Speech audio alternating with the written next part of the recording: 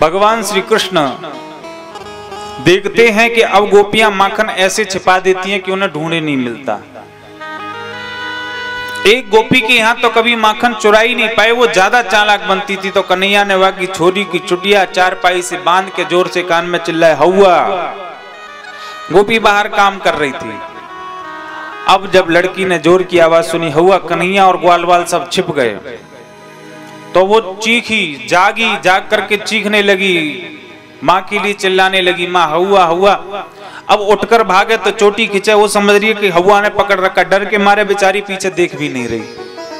माँ आई, चोटी को खोला, माँ से लिपट गई तो माँ बोली, बेटा डरे मत, कोई और हौवा ना है जो नंद को छोरई हौवा बनो घूमे।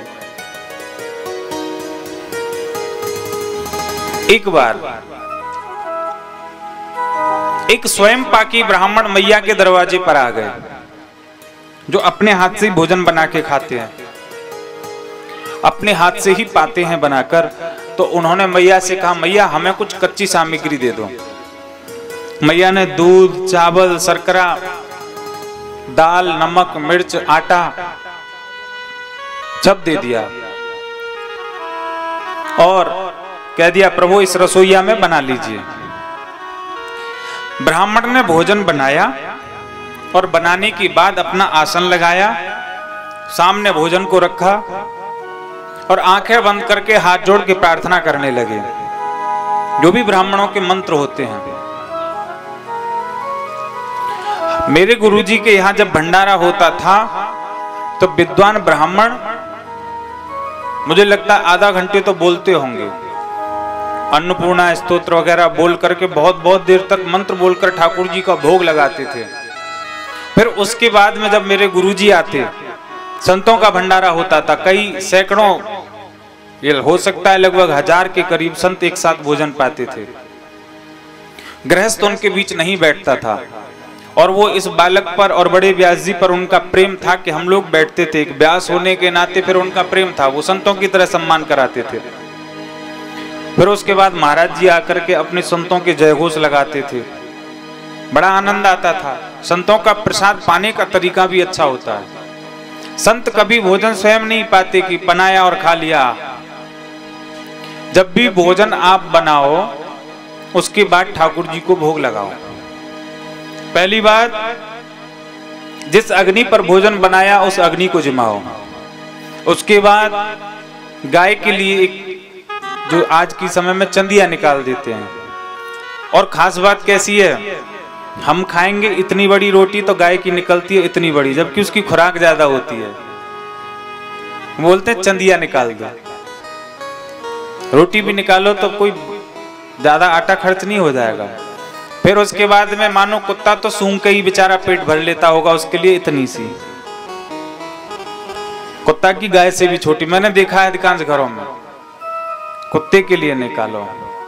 और देखिए विधान तो यह है, हमारा शास्त्र कहता है कि हमें खुद खाने से पहले अगर कोई अतिथि मिल जाए सौभाग्य से तो उसको खिलाना चाहिए। अतिथि कौन है? तुम्हारे रिश्तेदार आ गए, वो अतिथि नहीं है। जो बिना अतिथि के दरवाजे पर आ जाए, कोई भी हो, किसी भी जाति का हो, संत हो, गृहस्थ हो, कोई भी हो, वो अतिथि है, उसको पहले खिलाओ फिर बाद में खाओ। इस भाव से ब्राह्मण देवता ने आंखें बंद करी और मंत्र पढ़ना शुरू किया, ठाकुर जी का भोग लगाया, और जो आंखें खोली तो आधा भोजन गायब और आधे में लिथड़े पिथड़े से कन्हैया बैठे हैं और सपासट खींचे जा रहे हैं। खीर में हाथ डाल डाल के सपोट रहे हैं, जैसे बिहारी लोग खाते हैं ना, बिहार के। हमारे साथ बुरा मानने वाली बात थोड़ी है, हमारे साथ तबले वाले भैया रहे, बिहार के थे, तो मैंने उनसे चावल खाना सीखा। और सुनिए, बिहार की पद्धति से चावल खाओगे आनंद आएगा। चम्मच से भी क्या खाना, ये कांटों वाली जिंदगी। अपनी भारतीय संस्कृति की तरह तो बिहार से जीवन जीने वाले खाते हैं। तो वो खाते थे चावल, ऐसे बनाया और ऐसे खाया, बड़ा अच्छा लगता है, पूरा गोला जाता है एक साथ। तो और वैसे भी आयुर्वेद के लोग मानते हैं कि अपने हाथ से खाते हैं तो उंगलियों का जो टच हमारी जिह्वा से होता है तो कुछ औषधीय गुण जाते हैं, ऐसा भी कुछ मैंने पढ़ा था, अब पूरा याद नहीं रहा। उससे हमारा पाचन क्रिया सही रहती है। तो भगवान भी लगे पड़े हैं, खीर भरे और खामे, तो पूरा मुंह सान रखा है। पंडित जी ने जैसे ही देखा तो बहुत जोर से चिल्लाए, कन्हैया भी उछल गए। कई बार क्या होता है, हमने अपने घर पे देखा, हमारी छोटी सी राधिका बिटिया है भतीजी, उसके पास अगर हम जोर से आवाज कर दें तो हमें खुद बाद में फिर बड़ा दुख सा होता है कि अरे इसके पास जोर से गलत बोलो, वो डर जाती है खरगोश की तरह।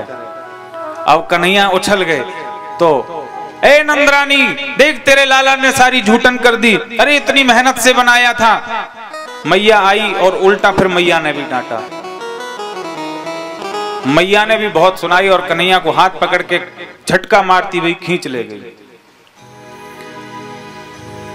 हमारी बड़ी बूढ़ी माताएं, अब तो बालक शैतानी करे तो मारने वाली माताएं ज्यादा हो गई हैं। हमारी अम्मा पहले क्या कहती थी, मारती बहुत कम थी हमारी अम्मा, दादी माँ मारती कम थी, वो हाथ पकड़ के कहती थी तो महसूस के धर दूं तो है, और हिला ऐसे देती थी कि मारने से भी ज्यादा कर देती थी, तो महसूस के धर दूं तो तू बड़ा उधम करे। तो मैया ने भी कन्हैया को महसूस के धर दियो और कन्हैया को खींच के ले गई अंदर। उसके बाद बाबा से प्रार्थना करी कि बाबा दोबारा बना लो, अब कोई गलती नहीं होगी। ब्राह्मण देवता ने दोबारा भोजन बनाया, दोबारा जैसे आंख बंद करी, आप सोचिए क्या हुआ, फिर आके बैठ गए, आधो खायो आधो पहलाए और हाथ में लेके बैठे। अब के देख रहे हैं कि ये चिल्लावे वो, और जैसे ही पंडित जी ने आंख खोली वो चिल्लाए, बोले चिल्लाओ मत चिल्लाओ मत, मैया आ जाएगी। इतने में तो मैया भी सतर्क थी, मैया ने आके फिर कन्हैया के हाथ पैर पकड़ के और उठा के ले गई। तीसरी बार बनाया और बना करके वो भी एक आंख आधी खोल खोल के देख रहे हैं, आए ना जाए आए ना जाए, वो घुटनों के बल आ रहे हैं, तो चिल्लाए के बोले देख देख ये फिर आ रहा है। तो कन्हैया वहीं खड़े होके बोले ए मैया या मेरी ना दिख रही, देख या ने पहले बुलाया तो खा भी चलो आया, दोबारा बुलाया तो खा भी चलो आया, अब आ रहा हूं तो ये चिल्लावे क्यों है। यही तो बुलाता है कि ठाकुर जी आओ भोग लगाओ। तब ब्राह्मण देवता ने ध्यान किया, अरे यही तो ठाकुर जी हैं। तब ठाकुर जी को प्रेम से भोग कराया।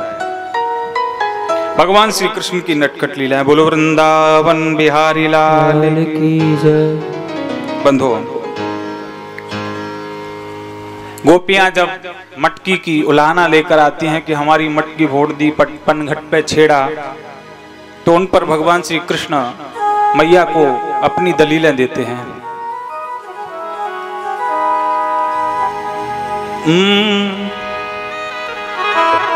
माँ की छू के चरण श्याम बोले, माँ के छू के चरण श्याम बोले, मैंने माखन चुराया नहीं है, मैंने माखन चुराया नहीं है। माँ के छू के चरण श्याम बोले, माँ के छू के चरण श्याम बोले, मैंने माखन चुराया नहीं है, मैंने माखन चुराया नहीं। जरा ताली तो बजाइए भाव से।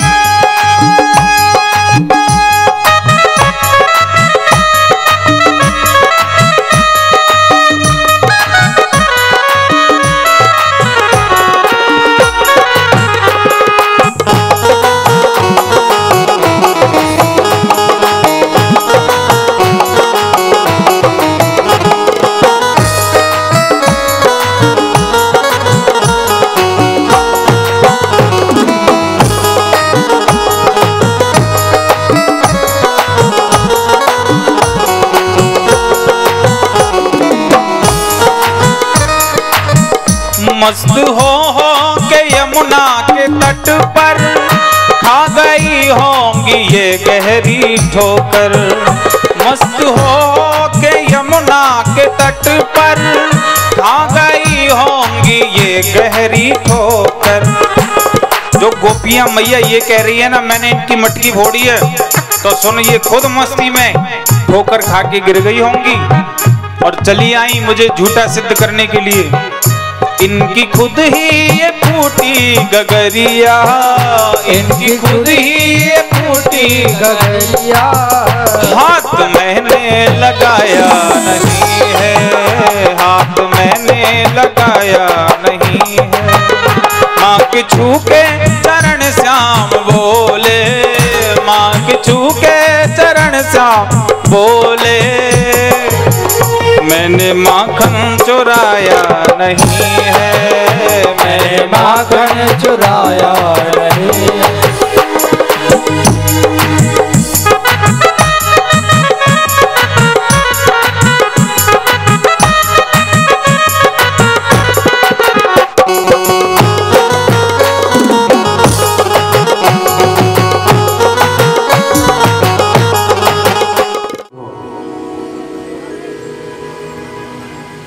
भगवान श्री कृष्ण